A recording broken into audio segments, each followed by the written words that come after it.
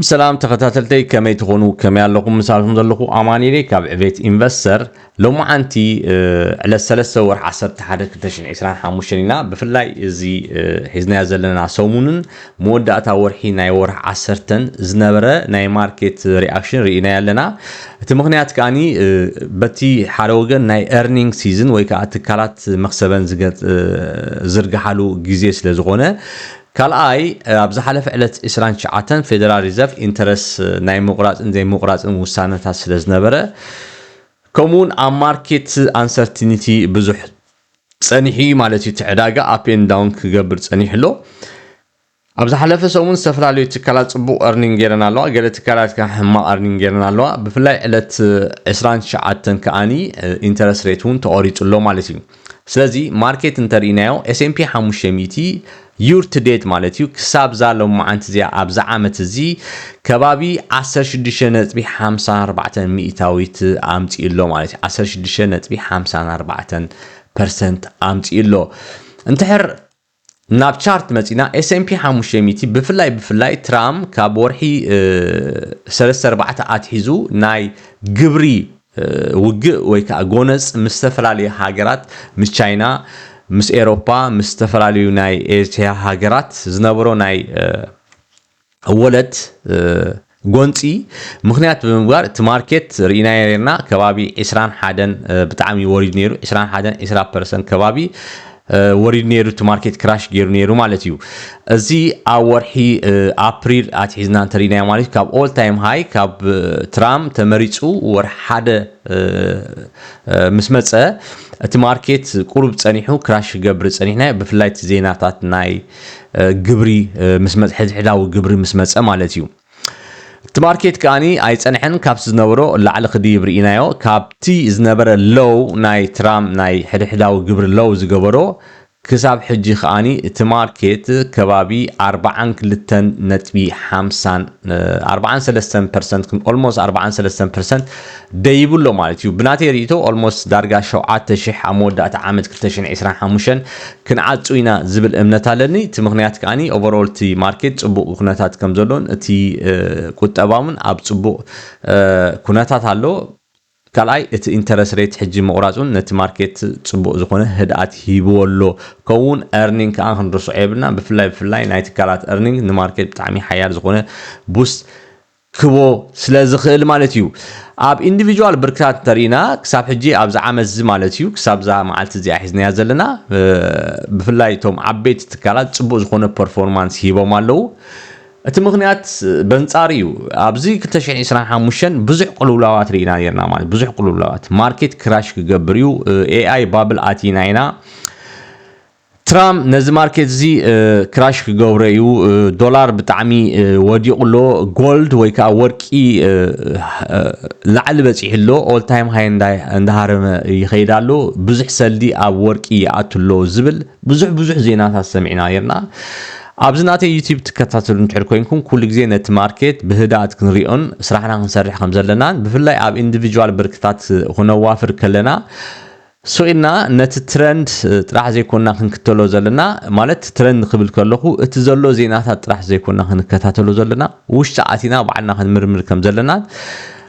ኩብራት ብርክታት ዘይኮንና ክንገዝ ዘለና ብኣንሰርቲኒቲ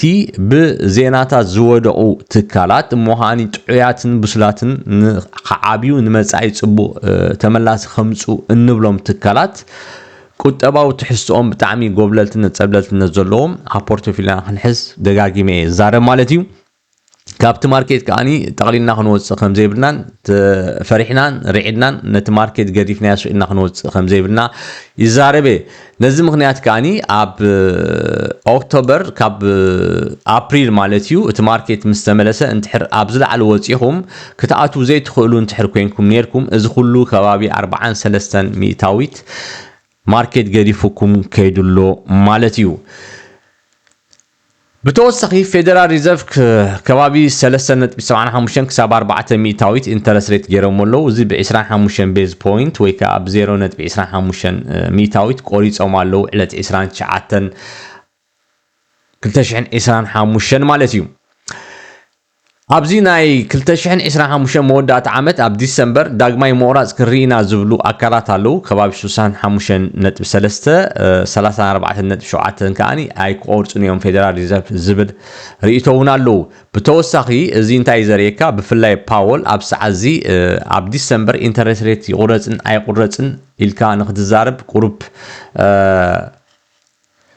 ክንጸንሕ ኢና ዝብል ምክንያት እዩ ዝህብ ማለት ቀልጢፍካስ እዚ ክትብል ውሳነስ ኣይካልኒ ኣብ ሰዓት እዚ ዝብል ዘሎ ፓወል እዚ ማለት ከዓኒ ምናልባት ከይቁረፁን ይኽእል እዩ ክቁረፁን ይኽእል እዩ እዚ ክትብል ኣይትኽእልና ኣብ ሰዓት እዚ ማለት እዩ ብፍላይ እቲ ናቶም ዝሃቦ ፀብጻብ እንተርኢና ሓደ ኣብዚ ምክንያት ክህልዎም ይኽእል እዩ እቲ ናቶም ቀንዲ ዕላማ ናይቲ ኮሚቴ ከም ፅሒፎሞ ዘሎ እዚ ሓደ እቲ ማክሲመም ኢምፕሎይመንት ወይ ከዓ ናይ ስራሕ ዕድላት ክህሉ ከምኡን ኢንፍሌሽን ናብ 2 ሚእታዊት ንኽወርድ ዕላምኦም ማለት እዩ ስቲል አንኢምፕሎይመንት ብጣዕሚ ደይብሎ ስለዚ ኢምፕሎይመንት ማክሲመም ኢምፕሎይመንት ክህሉ እንተሕር ኮይኑ ናይ ስራሕ ዕድላት ክኽፈት ክኽእል ኣሎ ማለት እዩ ሓደ እቲ ዴታ ሓበሬታ ክበና ዝኽእል ንኢንተረስት ሬት ቆርፁን ናይ ቆርፁን ኣብ ዲሰምበር ማለት እዩ ከምኡ ኢንፍሌሽን ኣብቲ 2% ዘሎ እቲ ዕላማ ክመፅእ ትፅቢት ንገብር ብተወሳኺ ሓደ ዓብይ ዜና ከዓኒ ኣምፂኦሙልና ኣለው ፌደራል ሪዘርቭ እዚ ከዓ እንታይ እዩ እቲ ዝነበረ ቦንድ ምሻጥ ማለት እዩ ኣብ ማርኬት ብብዝሒ ቦንድ ናይ መንግስቲ ቦንድ ይሸጡ ነይሮም ብብዝሒ ናይ መንግስቲ ቦንድ ክሸጡ ከለዉ ኣብ ማርኬት ማለት እዩ ካብ ዕዳጋ ካብ ባንክታት ካብ ሄጅ ፋንድታት ብብዝሒ ሰልዲ ይወፅእ ነይሩ ወይ ከዓ ካብ ዕዳጋ ብብዝሒ ዶላር ይእለይ ነይሩ ማለት እዩ ካብ ዕዳጋ ይእለይ ነይሩ እዚ እንታይ ዝገብር ኣብ ዕዳጋ ገንዘብ ስካርሲቲ ክህሉ ወይ ከዓ ገንዘብ ንክውሕት ይገብሮ እዚ ከዓ ትቐንዲ ዕላማ እንታይ እዮም ዝገብሩ ነይሮም እዚ ኳንቲታቲቭ ታይቲንግ ዝበሃል ሓደ ኢንፍሌሽን ንክከላኸሉ ኢሎም ዝገብርዎ እዩ ማለት እዩ ኢንፍሌሽን ንክከላኸሉ ኢሎም ዝገብርዎ እዚ ብዕቱብ ሒዞሞ ዝፀንሑ እዚ ኳንቲታቲቭ ታይቲንግ ብፍላይ ካብ 2022 ኣትሒዞም ኣግሬሲቭ ዝኾነ ናቶም ባላንሽት ከግድሉ ርኢናዮም ፀኒሕና ኢና ማለት እዩ ምናልባት እንድሕር ኣብቲ ቻርት መፂና ትሪእዎ ኣለኹም ካብዚ ትሒዞም ካብ 2022 ከባቢ ወርሒ 3 ወርሒ 2 ኣቢሎም ብኣግሬሲቭ ገንዘብ ካብ ዕዳጋ ካውፅኡ ርኢናዮም ባላንሽናቶም ብኣግሬሲቭ ክወርድ ርኢናዮም ሕጂ ኣብ ሰዓት እዚ ፌደራል ሪዘርቭ እንታይ ይብሉና ኣለው ዕለት ሓደ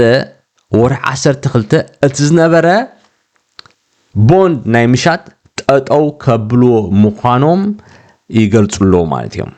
እዚ እንታይ ዘርእየካ ካብ ኳንቲታቲቭ ታይቲንግ ናብ ኳንቲታቲቭ ኢዚንግ ክንከይድ ምዃንና ኳንቲታቲቭ ኢዚንግ ማለት እቲ ዝነበረ ቦንድ መንግስቲ ዝሸጦ ዝነበረ ተመሊሱ ክገዝኦ ከሎ ካብ ባንክታት ይኹን ካብ ኢንስቲትዩሽናት ወይ ከዓ ካብ ሄጅ ፋንድታት ማለት እዩ እንታይ ይገብር ኣሎ ብተዘዋዋሪ ገንዘብ ናብ ዕዳጋ የምፅእ ኣሎ እቲ ገንዘብ ዘምፅዎ ከዓ ኢንጀክሽን ወይ ከዓኒ ፕሪንት ብምግባር ማለት እዩ ልክዕ ነዚ ኩነታት ዘዘኻኽረና ኣብ 2009 ዝነበረ ኩነታት ከሪአኩም እየ ኣብ 2019 ኣብ ሰፕተምበር እንታይ ኣጋጢሙ ኣብ ዕዳጋ ገንዘብ ተሳኢኑ ማለት እዩ ገንዘብ ተሳኢኑ ባንክታት ገንዘብ ሲኢነን ንካስተመር ናተን ንትካላት ክኾኑ ሁሉ ንውልቀ ሰባት ክኾኑ ሁሉ ገንዘብ ከልቅሓ ኣይከኣላን ማለት እዩ ሕጂ ሪፖ አግሪመንት ዝበሃል ኣሎ ወይ ከዓ ሪፓርቸስ አግሪመንት ዝበሃል ኣሎ እዚ ባንክታት ነንሕደን ናይ ልቃሕ ስምምዕ ይገብራን ነንሕደን ባንክታት ይለቃቅሐን ማለት እዩ ሓንቲ ባንኪ ገንዘብ ትሕራዲዋ ነቲ ሓንቲ ባንክ ኸይዳ ክንዲዚ ገንዘብ ደልየለኹ ትብላ ብኢንተረስት ሬት መሰረት ከዓኒ በቲ ዘለዎም ስምምዕ መሰረት ይቀያየሩ ነይሮም ማለት እዩ ኣብቲ ግዜ እቲ ከባቢ 2.43 ሚእታዊት ነይሩ ኢንተረስት ሬት እዚ ኦቨርናይት ፋይናንሻል ሬት ተባሂሉ ይፅዋዕ ወይ ከዓ SOFR ተባሂሉ ይፅዋዕ ማለት እዩ እንተኾነ ግን ሃንደበት እቲ ዝነበረ ኢንተረስት ሬት ካብ 2.43 ናብ 5.25 ደይቡ ማለት እዩ ካብ 2.43 ናብ 2.25 ደይቡ ከምዚ ብቻርት ትሪእዎ ዘለኹም ኣብ 2019 ኣብ ሰፕተምበር ማለት ሃንደበት ኦቨርናይት ኣብ ሓደ መዓልቲ ማለት እዩ ሃንደበት ስፓይክ ጌርቲ ኢንተረስት እዚ ዝኾነሉ ምክንያት ፌደራል ሪዘርቭ ኣብቲ ግዜ እቲ ብብዝሒ ገንዘብ ካብ ማርኬት ይወስዱ ስለዝነበሩ እቶም ባንክታት ሰልሲ ኢኖም እቶም ዝነበሮም ትካላት ባንክታት ሄጅ ፋንድታት ገለ ከዓኒ ነቲ ዝነበረ ውሑድ ሰልዲ ክኸስብሉ ስለዝደለዩ ነቶም ገንዘብ ዘይብሎም ትካላት ክኾኑ ይኽእሉ ወይ ከዓ ውልቀ ሰባት እቲ ኢንተረስት ሬት ሃይ ገይሮሞ ማለት ናብ 5.25